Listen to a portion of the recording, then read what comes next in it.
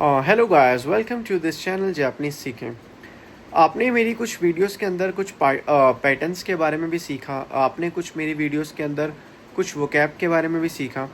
अब जो मेरी कमिंग वीडियोस जो आने वाले टाइम पे आएंगी, ऐसे ही मैं हर वीडियो में आपको पैटर्न्स के बारे में भी समझाता रहूँगा, कुछ वोकैब्स के बारे में भी बताता रहूँगा और इसी तरीके से पैटर्न्स को हमें डेली रूटीन में यूज़ करना है। Basically if you want to speak language in proper manner में, अगर आप लैंग्वेज सीखना चाहते हो और बोलना चाहते हो तो आपको पैटर्न की अंडरस्टैंडिंग होनी चाहिए।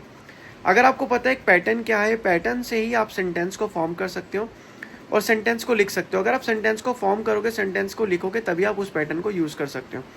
अगर आप उसको लिखोगे नहीं, उसको यूज़ ही नहीं करोगे, तो आप उसको कुछ भी कन्वर्ट जो है बिल्कुल भी नहीं कर सकते। तो पैटर्न को तो आपको समझना ही पड़ेगा। बिना पैटर्न के आपको लैंग्वेज ना ही बोलनी आएगी, ना ही समझनी आएगी और ना ही स्पीक करनी आएगी। तो पैटर्न को तो आपको बिल्कुल करना ही पड़ेगा। अब मैंने अपनी आने वाली कुछ वीडियोस में आपको, या जो मेरी वीडियोस आ चुकी है, उसमें मैंने कोरे सोरे आरे के बारे में बताया। प्लेस की बात भी जब हम करते हैं, कोरे का मतलब होता है दिस, सोरे का मतलब होता है डैट और आरे का मतलब होता है डैट ओवर देयर। जैसे मान लो कोई चीज़ मेरे पास है तो कोरे, कोई चीज़ मेरे से दूर है तो सोरे, कोई चीज़ मेरे या फिर लिसनर से दूर है तो आरे। ये मैं अपनी कुछ वीडियोज़ के अंदर आपको समझा भी चुका हूँ। तो इसी तरीके से मैंने जो आपको ये चीज़ भी समझाई और बाकी चीज़ें और भी समझाई हैं कि किस तरीके से वोकैब को लर्न करना है, वोकैब को समझना है। देखो, अगर वोकैब को आप लर्न करोगे तो ये आपका ही बेनिफिट है, क्योंकि अगर आप उसको किसी पैटर्न के अंदर पुट करोगे तो आपको वो चीज़ें जल्दी क्लियर होंगी। क्योंकि जितनी जल्दी आपको सेंटेंस फॉर्मेशन आएगी, उतनी जल्दी आप एक पैराग्राफ को, किसी भी चीज़ को रीड कर पाओगे।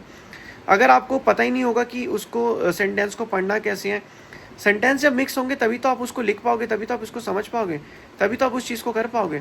तो जितना आप चीज़ों को लर्न करोगे, समझोगे, उतनी चीज़ें जो है आपको क्लियर होती रहेंगी।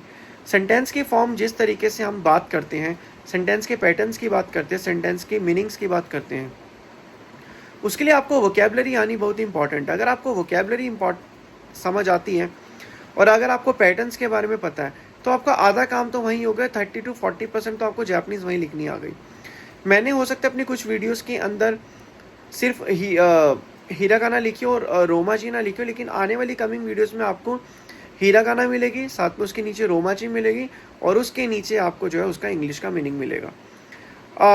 और दूसरी चीज़, अगर किसी को रोमाजी या हिरागाना समझ ना आता तो उस वीडियो के कमेंट बॉक्स में नीचे मुझसे क्वेश्चन पूछ सकता है, या कोई पैटर्न के अंदर एक्सप्लेनेशन ढंग से क्लियर ना हो, पैटर्न समझ ना आया हो, क्योंकि पैटर्न समझना ही मेन इंपॉर्टेंट काम है। क्योंकि अगर आपको पैटर्न समझ नहीं आया, इसी तरीके से पैटर्न के भी बहुत सारे टाइप्स होते हैं, बहुत सारे तरीके के पैटर्न्स होते हैं। ऐसे वर्ब्स की भी कुछ फॉर्म होती है। जापानीज़ के अंदर बोलने के बहुत सारे तरीके होते हैं।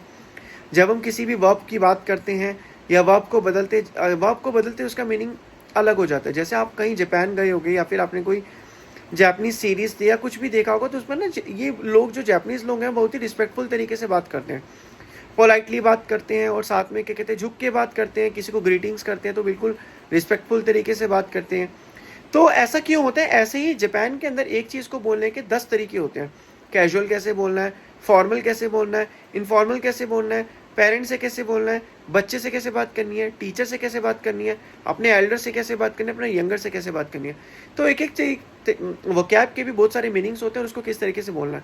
तो ये सभी की सभी इन्फॉर्मेशन, लेटेस्ट न्यूज़ और जो न्यू थिंग्स हैं, मैं आपके पास अपनी कमिंग वीडियोस में लेके आता रहूँगा। बाकी आपसे मिलते हैं नेक्स्ट वीडियो में। If you have any kind of a doubt, then you can ask in comment box. और अगर आप इस चैनल पर नए हैं तो इस चैनल को सब्सक्राइब करिए, और जितने भी आपके फ्रेंड्स जो जापानीज़ सीख रहे हैं और जो जापानीज़ सीखना चाहते हैं, तो उनको मेरी वीडियो शेयर ज़रूर करें। बाकी मिलते हैं अपने नेक्स्ट वीडियो में। Sayonara guys.